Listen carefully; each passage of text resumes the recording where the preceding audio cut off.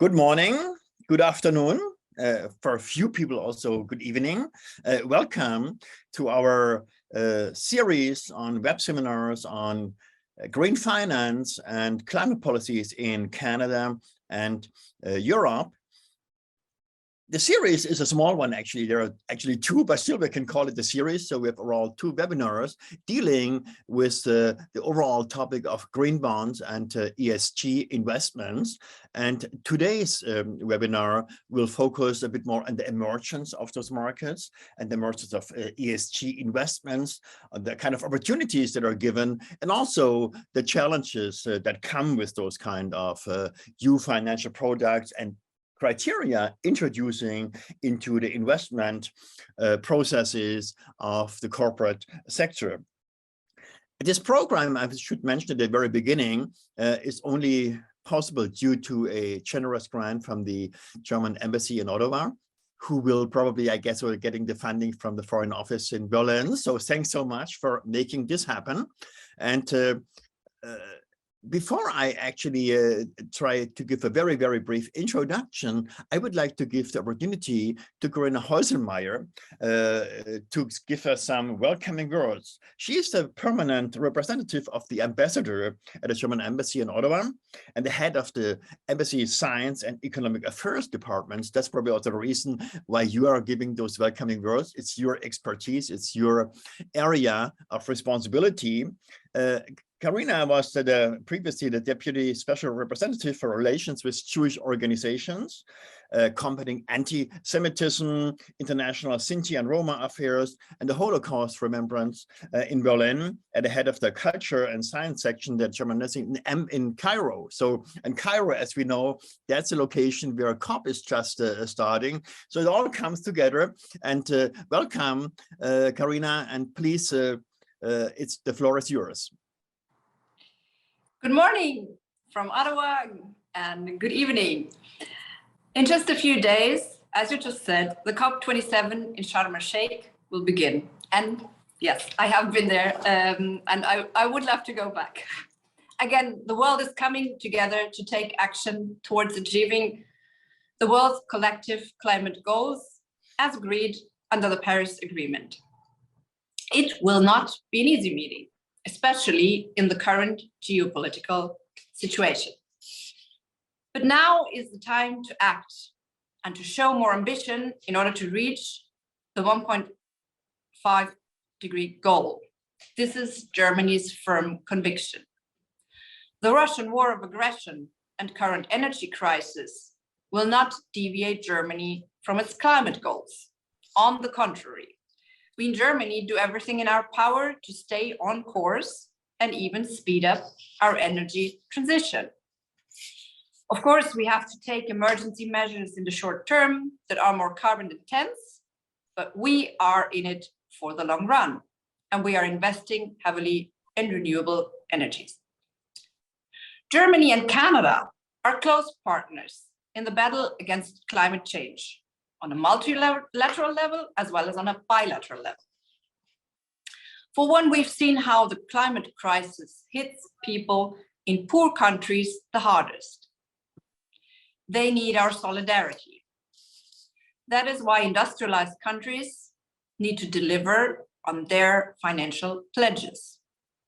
Why are we still not reaching the $100 billion goal, our collective target on climate financing? Germany and Canada have joined forces to find an answer to this question. Just last week, the Canadian Minister for Environment and Climate Change, Steven Guilbeault, and the German State Secretary and Special Envoy for International Climate Action, Jennifer Morgan, presented a joint report, the Climate Finance Delivery Plan Progress Report. In their report, they identified 4 key collective actions: increased transparency on the doubling of adaptation finance, reduced bureaucracy, cutting red tape for better access to finance, especially in the least developed countries, increased commitment from multilateral development banks, and unlock the potential of mobilizing private finance. The potential of private finance to drive climate change comes in many forms and shapes, and it will also be a core topic of today's seminar, the first one in a series on green finance. The German Embassy has partnered with the University of British Columbia to create a forum for debate. I want to thank Professor Kurt Hübner for bringing together such an interesting panel to discuss perspectives on green bonds and environmental, social, and corporate governance. I look forward to a discussion that creates context and a reality check for experts and the interested public alike on questions such as, what are the driving motives for private actors to engage in climate finance? How has the founding of the Glasgow Financial Alliance for Net Zero contributed to accelerating the transition to a net zero global economy? Where do we see similar trends in Germany and in Canada? What seems to work and what does not? Thank you all for joining us today. I wish us all an enlightening discussion and encourage all the participants to raise their questions to these fantastic experts. Thank you. Thanks so much, Karina. This was more than the regular kind of welcoming words, or really you made it to the point, to the core of our discussion today. Thanks so much. And I think so we all know and agree that the role of green bonds and ESG investment in supporting the transition to zero carbon emission economies is very critical.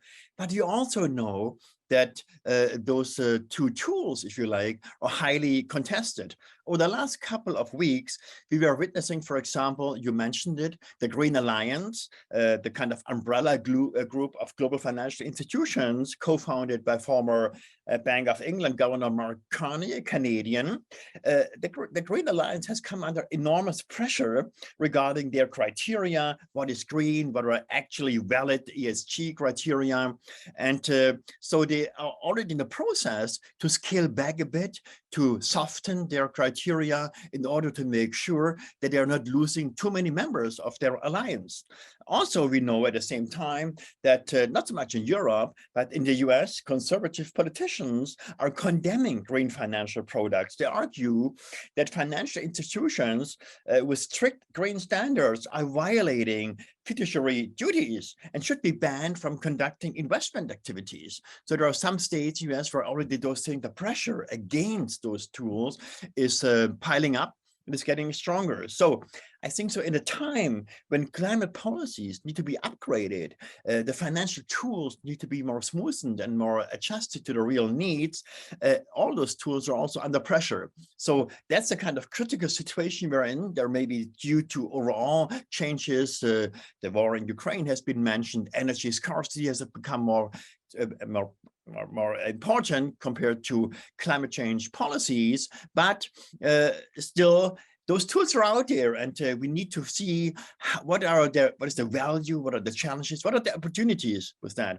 And I think so the ground is very well prepared for our discussion, but around table. And before we go into all the kind of nitty-gritty, what has been mentioned, plus additional arguments, let me briefly introduce our panelists. And I do it in a kind of alphabetical order and start therefore with Nikolai Badenhop. He's a legal scholar whose research covers European Union law, financial regulation, competition, and currently he works very much on sustainable finance. He is a European lawyer, holds law degrees from Humboldt University in Berlin, Sapienza University of Rome, and the King's College in London. He obtained his PhD actually from the Humboldt University in Berlin. He published a book exploring EU banking regulation and its impact on national private law. I'm always jealous. He speaks so many languages: English, German, French, Italian, and Spanish, all of them fluently. So that's quite a thing. And very recently, he moved from the European University Institute in Florence to the Leibniz Institute in Frankfurt. Welcome, Nikolai. Our next panelist, again, alphabetical order, is Ryan Riordan. He's the Associate Professor and Distinguished Professor of Finance at the Smith School of Business, Queen's University in Canada. Before joining Smith, Ryan was an assistant professor of finance at the University of Ontario, and then an assistant professor at the Karlsruhe Institute of Technology in Germany. So he has this kind of Canadian-German relationship. His very interesting work has been published in the Journal of Financial Economics, Review of Financial Studies, and the Journal of Financial Markets, among many others. So welcome, Ryan, to our panel. Number 3 would be our first woman, but I decided to go for alphabetical order. That's Marlene Vesper-Greske. She's an attorney at Freshfield Bruckhaus Deringer in Germany. That's a corporate law firm with offices in over 150 countries. It advises on ESG since more than a decade, and therefore has a strong and established practice when it comes to ESG regulations activities. She got her PhD from the Humboldt University, but she studied law in Berlin, Tours in France, and New York. And welcome, Marlene, to our panel. And last but not least, Gregor Weiss. He's a professor of finance and the chair in sustainable finance and banking at Leipzig University in Germany. He is a visiting professor of economics at Keio University in Japan. He was, I think so, we met when you were recently in the US, so pretty internationally exposed. His research and policy work has been focused on financial stability and regulation in the banking and insurance industry, risk management, the modeling of dependence, and has also been published in the Review of Finance, Journal of Financial Intermediation, Journal of Banking and Finance, Journal of Risk and Insurance, Insurance, Mathematics and Economics. So quite a distinguished list of publication. And he got his PhD in financial economics from the Ruhr University in Bochum in 2010. So that's our panelists. And I think so, those are all experts and distinguished scholars and experts. And so let's move now to our discussion. And what I would like to start with, maybe this goes to all of you, but particularly to Ryan and to Gregor, I would think. When I heard Caroline the first time, pre-reviewed it, immediately the idea came up. So what's about the so-called Friedman doctrine? Milton Friedman, I think so already in the 1970s or so, in a very famous article, was talking about the social responsibility of business. And he made a statement saying, the social responsibility of business is to increase its profits. And he made a pretty strong case that companies, firms, have no social responsibility to the public or society. Their only responsibility is to shareholders. And this leads me back to the question, so why at all are companies, the corporate sector, being interested in investing in green bonds? Why are they trying to follow ESG criteria that are not official law, but more or less expression of self-regulation? So what are the driving forces? Ryan. I was going to say that's such a good question. I'd like Gregor to answer that one. First. No, I can take a stab at it. And the first thing you could say is, well, let's just assume that Milton Friedman is correct, and perhaps issuing and investing in green bonds is value accreting. So some of the research that Caroline was presenting suggests that both the investors value it, the reduction in the cost of capital, and the commitment to projects that generate long-term positive returns and are perhaps a little bit lower risk than non-green projects. Maybe the green bonds and value accretion go together. So maybe there isn't a dichotomy in what Milton Friedman told us, close to 50 years ago, and what we're seeing today. Anything to add, Gregor? I think Ryan has pointed out some of the motives for companies. Can be value increasing. It can be that it's actually signaling what companies are doing anyway, investing in green projects. So issuing green bonds is just a way of showing to investors what they're doing anyway. Could, of course, also be just greenwashing. And I think we've just heard that the empirical evidence on the green bond issues rather luckily points at the signaling effect being the dominant driving force behind this. Not so much greenwashing, but of course we have to still be careful about greenwashing and the problems associated with ESG ratings, nevertheless. Right, and going back to the kind of empirical facts, and this again goes to Ryan, who knows much more about the Canadian situation. Given the data Caroline was presenting us, actually the corporate bond issuing of Canadian companies is on a pretty low level compared to others. Is there a particular reason for that? Yeah, so it's particularly low. Canada is a small capital market. So you'd have to look at it in the relative to the size of the Canadian market. What you do actually find a lot of in Canada is not issuance of pure green bonds. You do find a lot of issuance, particularly over the last 2 or 3 years, the issuance of sustainability bonds.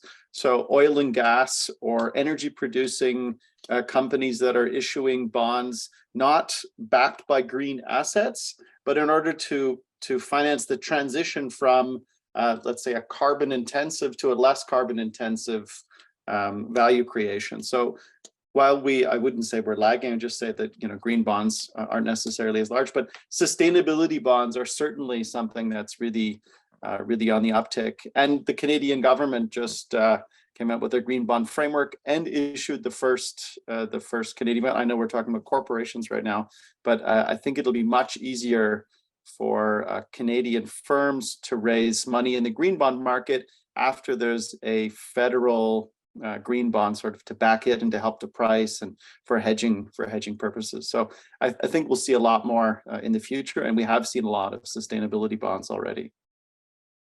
This leads me immediately to asking Nikolai, we already knew in advance before we listened to the keynote of Caroline that the certification processes it's a bit like a jungle, what is being what, and there are those non-certified bonds, but also when it comes to ESG criteria. So why is it that it's so difficult to come up with a kind of a regulatory framework, not only in particular kind of territories or jurisdictions like, let's say, Canada or the European Union, also on the global level?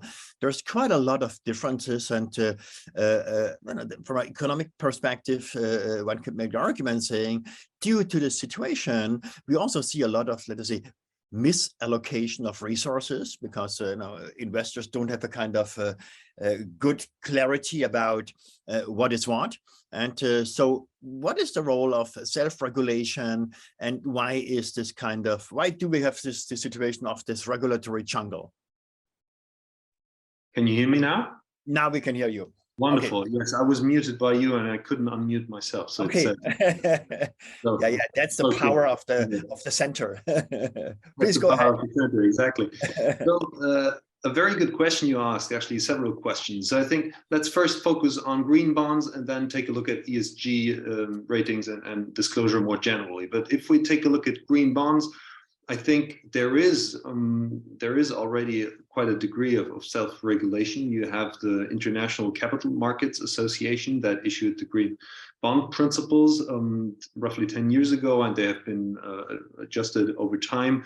That is pretty much the market standard out there for also in terms of certification. So that was actually inspired by another existing market that or another existing standard, that is Climate Bond Initiative's climate bond standard, that however is not so important in terms of market share. I think ICMA's green bond principles account for roughly 90% of the market of certified bonds, green bonds, and CBI's climate bond standard for roughly 10% of those certified. So those are the certified bonds that are certified by a third party that takes a look at it, that is supposed to be independent, and that takes a look at the use of bond proceeds and also at the allocation of those proceeds as well as the management.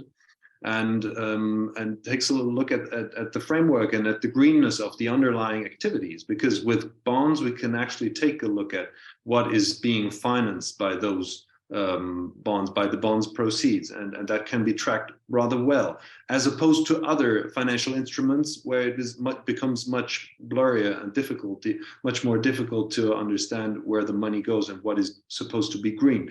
So in terms of green bonds, we have those market standards, CBI's green bond principles and ICMA's green bond principles, and those, however, are very vague. There's no taxonomy underlying, and that's actually still quite blurry, if you like, despite this standard that we have. And if now the question arises, why do we not have a global response to that regulatory crisis? Well, the response is easy. We don't have a global regulator. So if it comes to the nation state, it will be the European Union to interfere. It will be China to interfere, that have their own standard. China, for example, has a green bond endorsed project list ever since 2015, was actually very, very early on that one.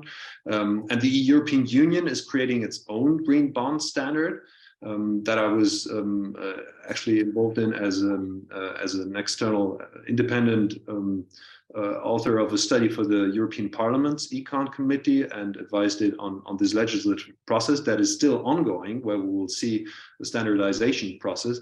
But we don't have a global regulator. So there is also at the International Sustainability Standard Board that tries to address that by somehow putting together a rule book also for green financial instruments, but we're not there yet. So this is the difficulty. We do have self-regulated instruments, but I think the limits of self-regulation really lie with those greenwashing cases that we see, because if even with those existing private standards, there is lack of clarity in terms of definition, and there is a lack of comparability as well, because private reviewers differ from one another, have different standards, and although there is a bit of standardization, this is actually not always helpful for investors, and so it's quite a wild west out there, which is why I'm a fervent supporter of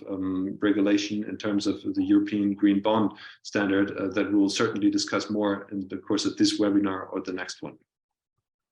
Thank you, Iman. You used the term Wild West, and I think so. This even is more valid term when it comes to ESG. So I'm wondering, Marlon, what your experiences are, and when it comes to ESG, at least in the way I'm following it in media and so on, then very often NGOs or non-governmental organizations are finger pointing on some kind of problems and so on, and supply chain problems and of a particular kind of companies.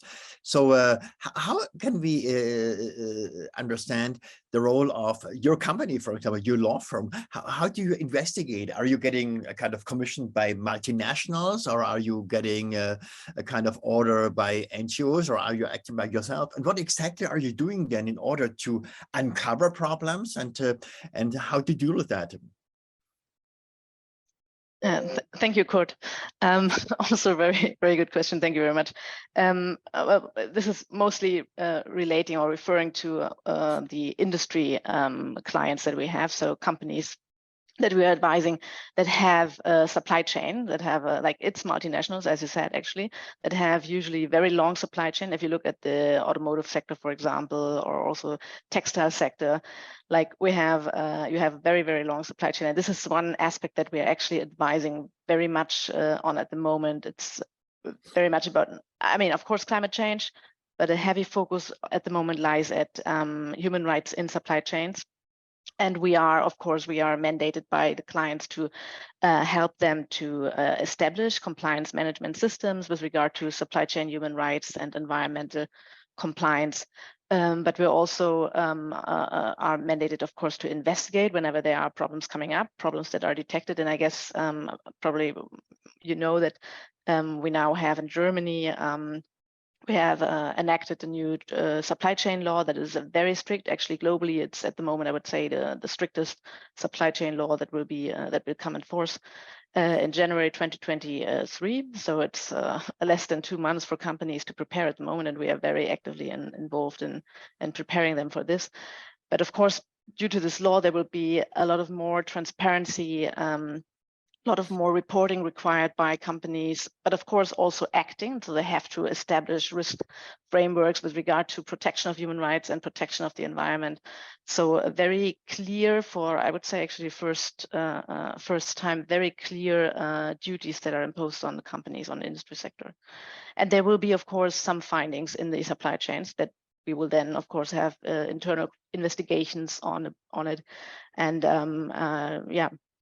discuss with clients how to solve the problems and how to prevent further issues. Yeah, I mean, this leads me then immediately also looking at let us say practices, attempts on the more national level, because indeed reporting is important for ESG, but also when it comes to the definition, what is green, all those things, it's all signals to the public at large how to make things more transparent and that they know about what is the value of particular kind of bonds or companies following ESG rules. So what are the efforts, Gregor, in the German case from the banking industry when it comes to regulatory attempts, practices, reforms, how they are thinking about it? Because I mean, you know, they are in the center of they're producing those products, and we need this kind of transparency really to mobilize the amounts that are necessary when it comes to climate policies. And the amounts currently, the share of, let's say, corporate green bonds on the overall bond market is pretty small. It needs to be upscaled, obviously. So the more transparency, I would guess, the better it is. So what is the state of affairs there? Well, the state of affairs in the banking system is probably that they're still trying to work with the regulation coming from the EU level, most notably the EU taxonomy on sustainable finance. And I think most of the banks are still more concerned about their lending business and not so much about the corporate side with corporate bonds. And so what they are basically doing is they are trying to incorporate ESG factors and information on green projects into their lending decisions, into their internal processes, and blacklisting certain companies and trying to incorporate this into their pricing. I think that's what their main focus is right now, not so much on the bond market, I guess. That's at least if you look at the data, for example, from Deutsche Bundesbank, for example, most of the green bonds that have been issued in Germany yet are coming from actually the public sector, from the federal government, banks like KfW, and the state-owned Landesbanken. So that's what the German green bond market is actually looks like right now. Is there a similar situation, Ryan, in Canada? I mean, you know, one can make the argument, like in other cases too, that indeed the public sector can play a very lead role in establishing those markets and encouraging then private actors to follow suit. So what is the situation in Canada here? I think the situation is similar. I just wanted to go back to something that Gregor was sort of mentioning in part of your question. I think the genesis of the or I think the thesis that there's just not enough green bonds out there, what's underlying it is not that the financial institutions don't want to issue, support, facilitate the issuance of green or sustainability bonds. There's just a lack or a dearth of really good green assets that can be used to back these individual bonds. And so I think that's why we're seeing a lot of the public institutions that do actually have green assets, like the public transportation infrastructure or the electricity grid, right? These are just really easy to securitize and then issue to the markets. Corporations just generally don't have as many of these green assets that they can use to securitize. So I think that's why we're seeing this slower uptick in what they're doing relative to the public. And I'd say that's common across Germany, Canada, the United States, sort of the country like France, the UK. And I think that's why we're going to be seeing more and more of these transition style bonds for corporations, or a broadening of what actually classifies as a green bond. Right now, it's relatively narrow. And if you look at their sort of the classification system, it's really, the public that has a lot of these assets. And that's why you're seeing, I think, a lot more public issuance of green bonds and not nearly as much on the corporate side. Yeah, and I think that's a very interesting point. But I would also like to go back a bit to this whole topic of self-regulation. Caroline mentioned the ideal way for a regulatory framework would be, let's say, the cooperation between public political kind of regulatory framework and self-regulation. So what is the experience when it comes to ESG, but also what is your take, Nikolai, when it comes to, let us say, the value, the kind of the authority of self-regulation? Is this really the way to go? But Marilyn first, ESG very much is a kind of self-regulated field where the criteria are set in a kind of vague way. So how is your experience? How seriously are companies taking those criteria? Am I supposed to start, or would you prefer Marlin? Sorry, I didn't understand. The last question of the Marlin, then we move over to you. Okay, great. Marlin, the floor is yours. Okay. Sorry, that was confusing. Okay. Yeah, sorry for that. Yeah, can you just please repeat the last question? The question is, when it comes to, let's say, experiment, ESG criteria are very vaguely defined. And so the question is, how seriously are companies taking those things? How can they play around? How do you interpret them? Is it really, what is the kind of the value of those self-regulatory practices from your point of view? I actually would not say that it's very vague. If we think of the like companies in general, like the ESG criteria at the moment, probably with regard to the non-financial reporting directive that is in place and is governing in the EU at least the ESG reporting framework. Okay, I would say yes, this was vague. This framework is vague. We just have these 5 criteria that are explaining our steps. Stating ESG, but then there will be the Corporate Sustainability Reporting Directive in the near future, so very shortly, and this one will really change the setting for many things, because it will, like, ESG reporting will become much more clearer. Companies would have to abstain from very vague language, which is of course better with regard to greenwashing, but also can lead to more cases of greenwashing if companies do not. And this is also some things that we are, of course, advising on, that there's really it's very important to whatever you state on sustainability as a company has to be very precise, has to be backed by data. And cannot be made as, probably I would say a couple of years ago, as more as a marketing tool. So this is something that we definitely moved away in the realms of industry. Thank you, Nikolai. The self-regulatory aspect, going back to Caroline's presentation, obviously, let us say, non-certified corporate green bonds show not a very encouraging, put it this way, output when it comes to carbon emission reduction results. So, it seems the non-certified parts are not working properly. So is there a case for really moving from self-regulation to very strict kind of, that is a national or territorial frameworks? Yes, I think there are 2 aspects. First, I think self-regulation was very important in creating those industry standards. Because if you look at the Green Bond Principles and Climate Bond Initiatives, Climate Bond Standards, they have been very, very important in forming the ideas of regulators regarding the taxonomy regulation, but also the EU Green Bond Standard. that is being legislated at the moment. So I think self-regulation is a driver of public regulation, and that is also part of the question and response mechanism.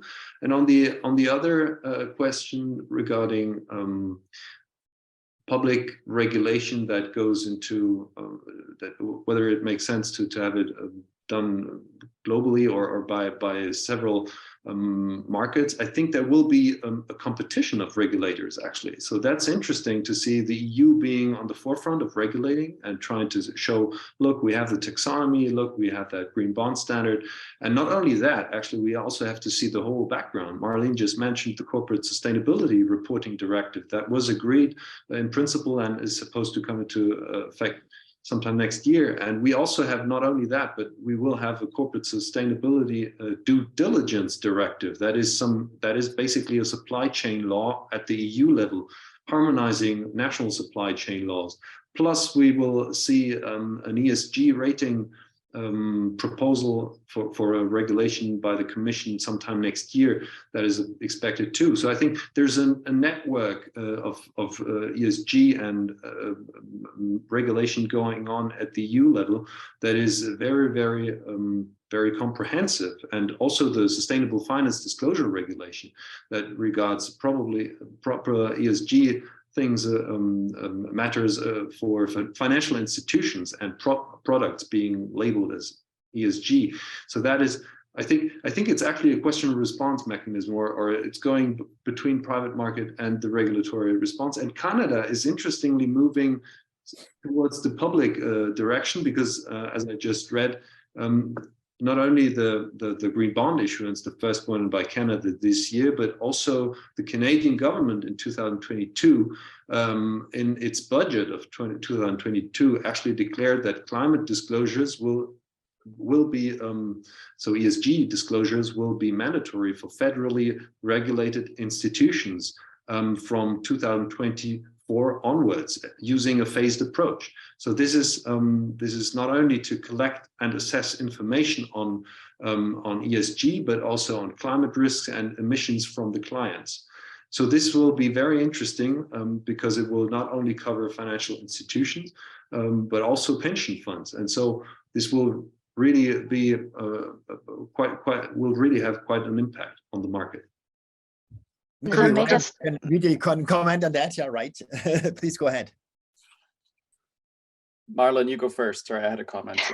Yeah, it was just very interesting. So yeah. Really a lot of reactions on it. I just wanted to add to the fact that the EU is actually, I would say, has a lead role at the moment with regard to these due diligence directive and reporting directive. So all of the ESG standards and harmonization.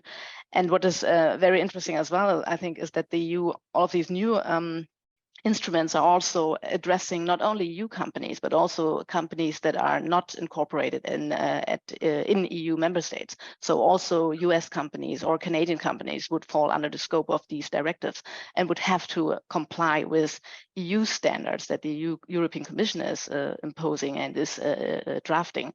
So this is something that I think is a very interesting aspect, which leads to kind of also, I would say, the international law questions of extraterritoriality of legislators, which I think is a very important aspect to keep in mind.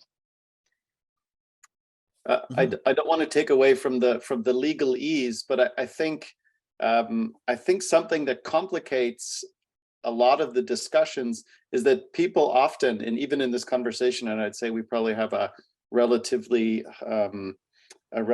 advanced view of the topics, people make climate and ESG synonymous, but they're not, right? We have social and governance, and I don't even think we could get agreement if we got two people into a room. What are all of the components of the E and the S and the G, and which direction should they all go, and in what weight? So I think it makes it difficult. So certainly self-regulatory organization or regulated is difficult, but what is it that we're regulating? And I think it makes it easier, or the other way around, it's harder for companies to not engage in greenwashing, because if they're trying to manage an ESG rating that has multiple components, It's like, oh, well, if I promote a board member, that's worth more than reducing CO2 by a ton.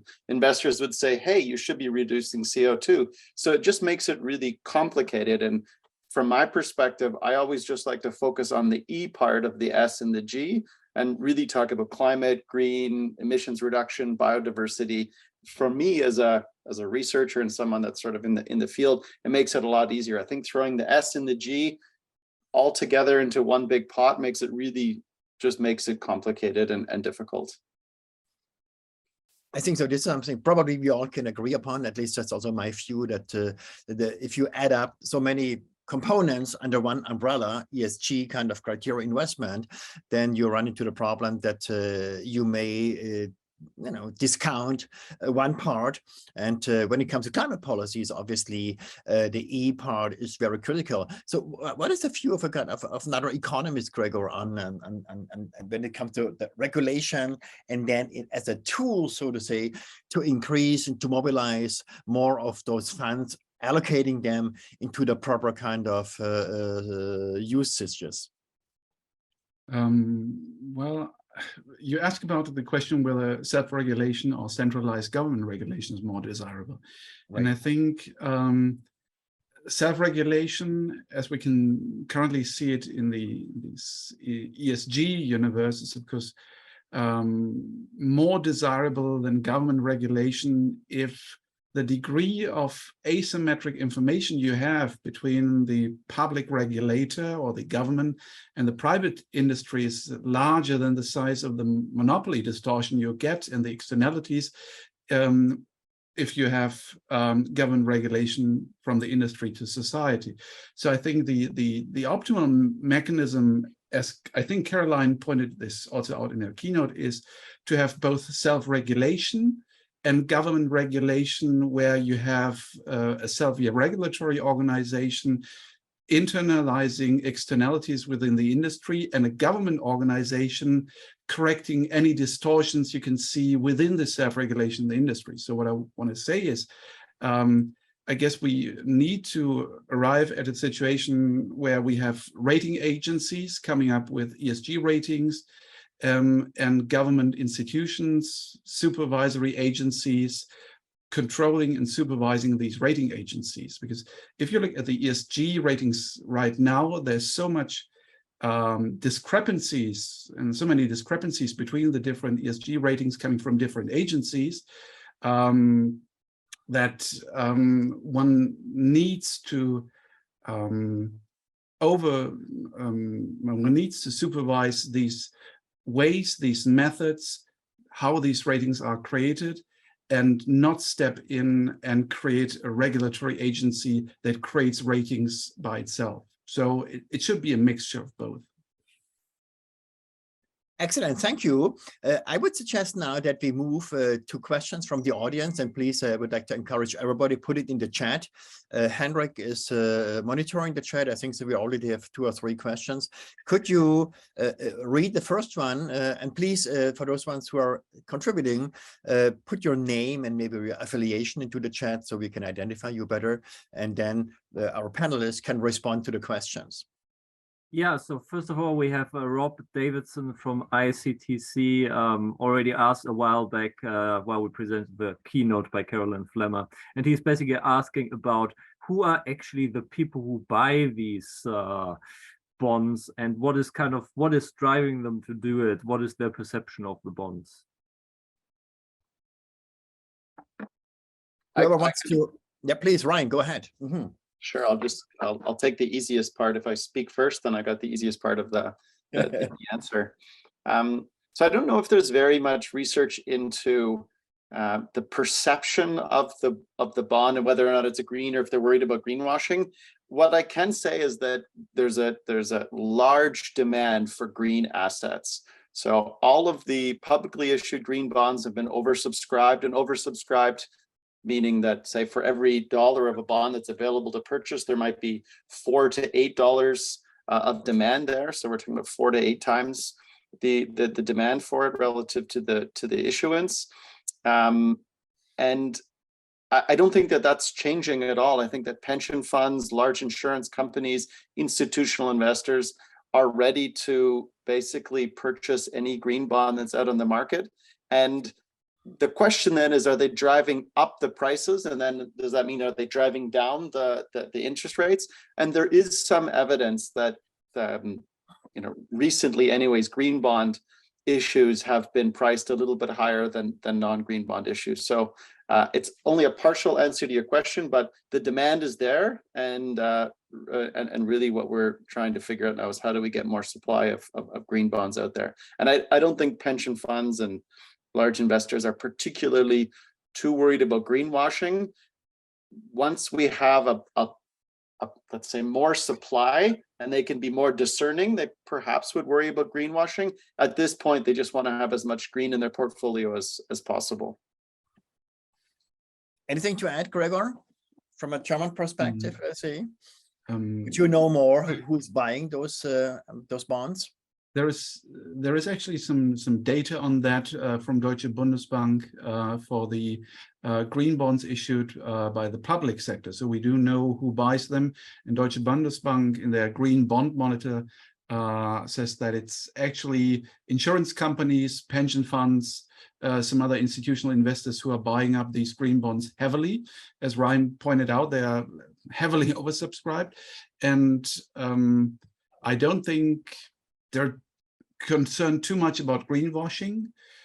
If it comes to the motivation, I think it's definitely one part is signaling that they're investing in green assets, in green bonds. And for insurance companies might also be one motivation to get ahead of regulation.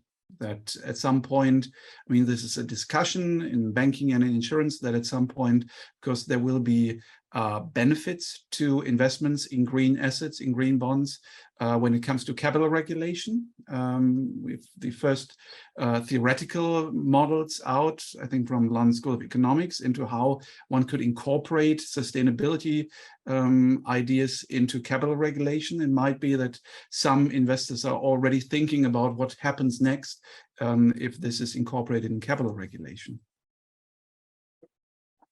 Thank you. Anything would you like to add to, Nikolai or Marlon? If not, we can move to the next question. Okay, Henrik, please go ahead. Yeah, next we have a question from Priya Bala Miller, who basically asks She's from Natural Resources Canada, I have to add. From Natural Resources Canada. She basically asks about a recent, let's say, controversy by public commentators such as Vivek Ramaswamy, who sometimes comments in places such as the Washington Post, and basically argues that ESG can be seen as a violation of fiduciary duties. And so they are basically asking about how do we think about this recent backlash on ESG on the basis of the claim of breach of fiduciary duties. Do they add anything new or innovative, or are these just arguments basically a symptom of opportunistic political capture? And this was also a question going to Marlon, I think so. But Ryan, you can move immediately, because your Freshfields also was working with the UNEP on a report on this. So do you have any kind of comment on this intervention from Priya? If not, was Ryan first? Or? Ryan first, maybe you can think about it. Yeah, Ryan.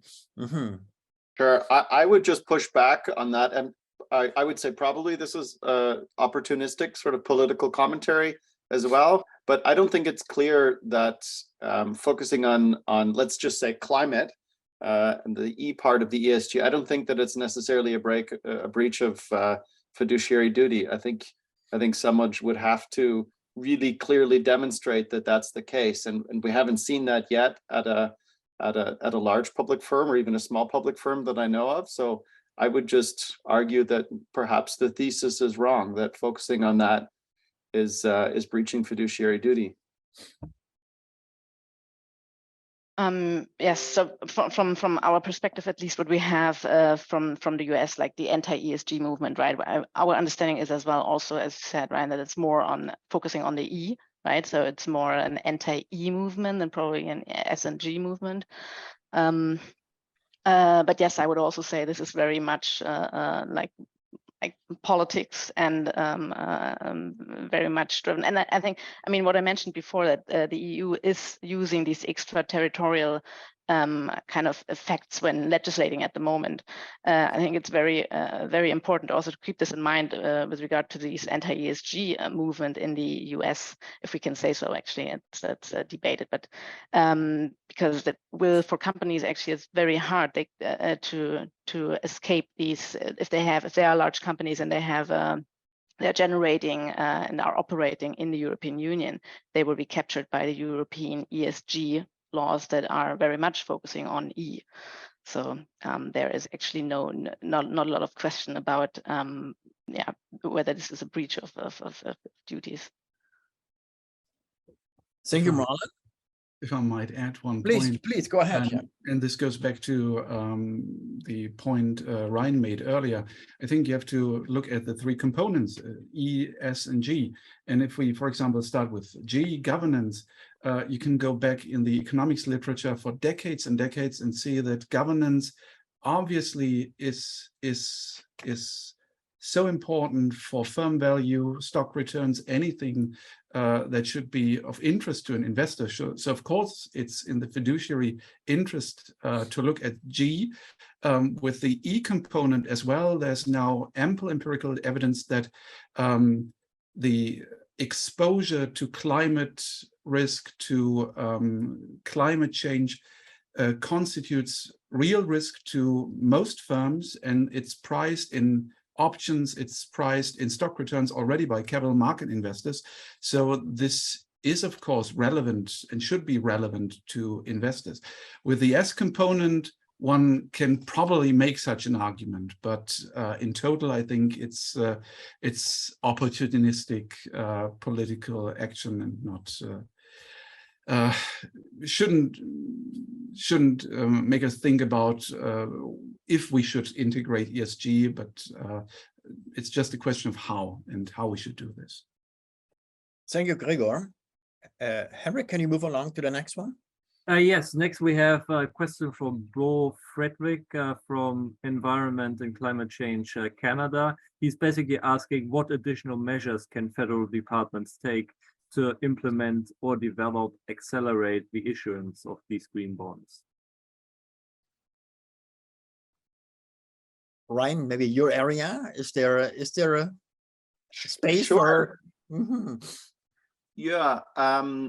So it depends, I suppose, if you want to accelerate the issuance of green bonds by the federal government or by individual corporations. If you mean by the federal government, one thing that I've always thought would be good is if there were some targeted green bond issuances. For instance, a green bond that just focuses on things like a battery infrastructure, or charging infrastructure, or electrification of something, or a transition to a different type of electricity generation. So right now the green bonds are issued and they just sort of have a pool of potential projects that are underneath them. But some investors might really want to buy bonds that are backed with assets that have a really specific profile. And I think that would be one way you could sort of even increase ways that the individual federal departments could accelerate the issuance of corporate green bonds. I guess anything that would help to classify or to support or take the first loss piece on green assets for corporations. So if there's any kind of certification, signaling, any sort of process around there, but I think I'd have to think about it a little bit more, how they can support the corporate issuance of green bonds, short of what they've already done. Thank you, Ryan. So we have two more questions, and Henrik. Yeah, next we have Dave L. I don't know the affiliation, who basically asked a specific question about different types of companies who might be interested in green bonds, and asked more concretely, are green bonds an appropriate financing vehicle for a pre-revenue company with patented renewable energy technology? The proceeds would then be used to finance a commercial pilot installation of hydrokinetic technology.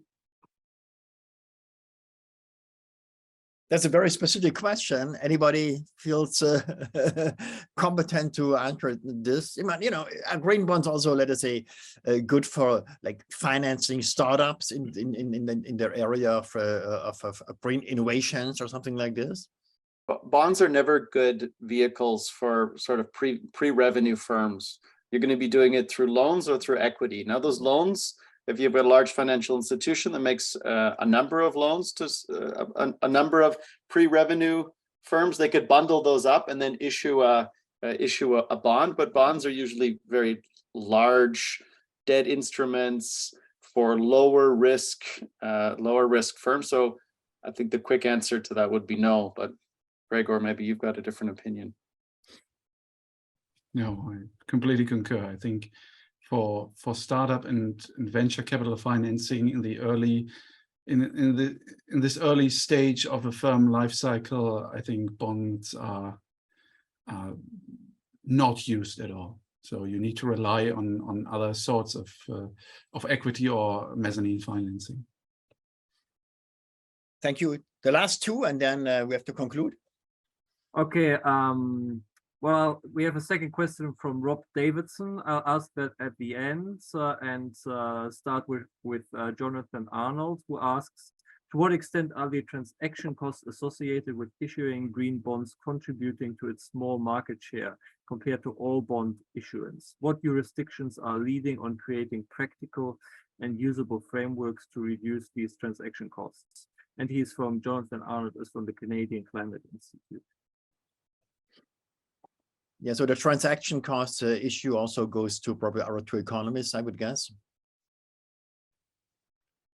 I can just give my first, my initial thoughts on this.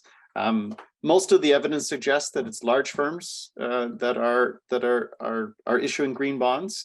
And the reason is, I think this is sort of underlying in what Jonathan, it's a good question. What he's saying is that, you know, why are we really just seeing large firms issue these? And it is likely because of the transaction costs. And I would extend the transaction costs to really just all of the compliance costs and the certification costs around them, right? If you want to be certified, if you want people to actually believe it's a green bond, it takes a lot more effort to issue a green bond, right? And so if you're thinking traditional bond, green bond, then really just the large firms seem to be able to incur the costs. And it's not clear that even after incurring all of these costs, even if our funding costs are a little bit lower, that we actually end up better off as an individual firm. So I think especially at the outset, it's really just large firms that are signaling that they take this seriously, that it's important. They're willing to incur these costs. And I think we sort of need to think about regulatory burden just in general, but I don't think that's a specific green bond issue. I think that's just a general capital markets issue. Would you like to add something, Gregor? Or sorry. Sure. No. I just wanted to add on the jurisdiction question, leading on creating practical and usable frameworks to reduce those transaction costs. I think that is actually one of the underlying ideas of the taxonomy regulation at the EU level, and also the EU Green Bond Standard relating to that taxonomy. Basically, the idea is to create a simple rule book that both issuers and investors can look into and have a clear idea of the underlying asset, defining as green, and in a way also reducing those transaction costs by creating legal certainty and clarity. Also in terms of review, and that might be a short answer, that this is one of the ideas at the EU level. So you might be interested in taking a closer look at that. Thank you. So last question, Henrik.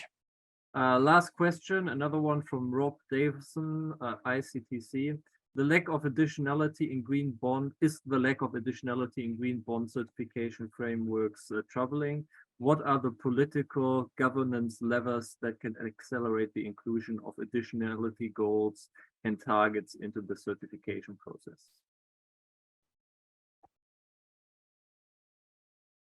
Maybe also to Nikolai, and maybe Marlon can also talk to that issue.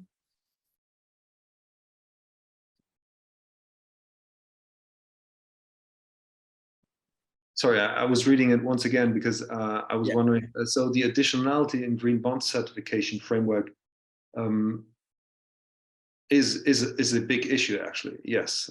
So the idea is to understand.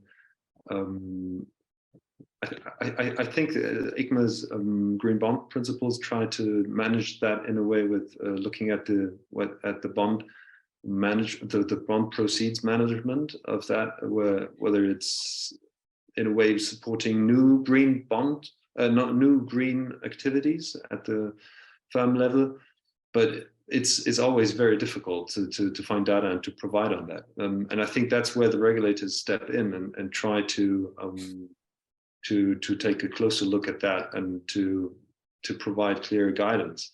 But I think additionality is key, and it's a core question out there.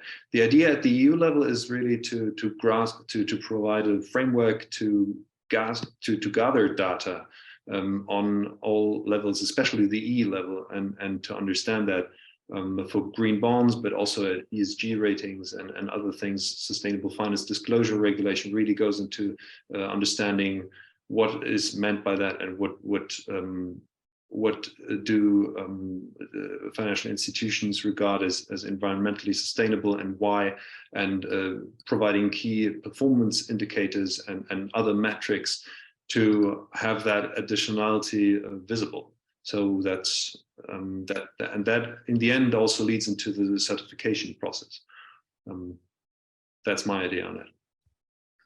Thanks so much, Nikolai. So, if I take the quality of those questions, interventions in the chat as a benchmark for the quality of the panel, I have to say congratulations. You did a wonderful job. Thanks so much for participating. There's no way for me now to summarize or to make conclusion. I think it's an ongoing conversation, but we discussed quite a critical elements of how those two areas, ESG and green bonds, are moving forward. And our next webinar on December 6th will actually focus directly on the regulatory efforts, very much so. And I would encourage all of you to participate there. So thanks so much for joining our webinar, for our panelists, and for the support of the German Embassy in Ottawa. And you enjoy the rest of your day, your evening. We are getting here prepared for the atmospheric river in Vancouver. And in Ottawa, maybe it's snowing. I don't know exactly what's going on in the weather situation. In any case, thanks so much, and see you soon. Bye for now.